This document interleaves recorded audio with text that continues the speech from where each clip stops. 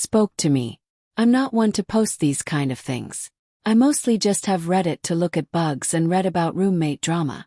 But I had an experience in the woods one night almost 10 years ago that got brought up recently and thought I'd share it here. I, 16 at the time, snuck out of the house to go smoke weed in Lynn, Massachusetts woods at about 3 a.m. It's not a huge sector of woods, just a wee reservation smack dab in the middle of the Boston suburbs surrounding the local reservoir. I got to the entrance of the trail, parked my car, and made my way to the campsites, about a 5-minute walk, where there were fire pits available. It was a popular smoking area for teenagers, and I was one of them. I set up to draw by the fire I had made and began to roll a joint. As I was rolling, I heard something on 4 legs come up from behind me. I didn't sweat it that much because where I'm from, the worst it could be was probably a coyote. But then you could hear it transition into 2 legs and walk with a bipedal gait. That confused me. Then everything went fucking silent. No crickets, no birds, nothing. The only thing I could hear at that point was the crackling of the fire and my breathing. Then I became concerned, like something bad was about to happen. I call out, thinking maybe it was just a homeless dude working up the courage to ask me for some food or some money since it was the city after all. I say hello and ask if anyone is there. Silence still for about a minute.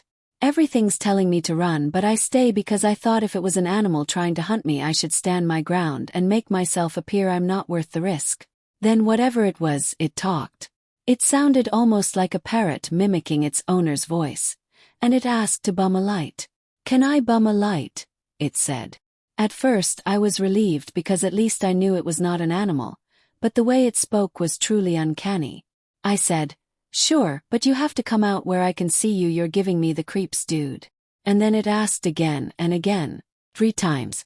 Then I was freaked and knew something was wrong. I then told it to fuck off and find someone else to ask if he was going to be creepy about it. Then it ran off on all 4s. You could hear all 4 feet hitting the ground as it ran away. The crickets came back, the night birds started to chirp again, and the air even felt warmer. That feeling of dread washed over me and I knew I had to fucking book it. I calmly pack all my stuff back up, put out the fire and make my way back down the trail to my car. I wanted to run, but part of me still believed it was just a dude trying to get creepy with a 16-year-old girl in the woods by herself. And if I played it cool and acted like I wasn't scared, maybe he'd back off. My mother always taught me to make a scene in that scenario, and I was prepared to knife whatever came at me. I also thought maybe if it was an animal I wouldn't trigger its hunting instincts if I just walked instead of running.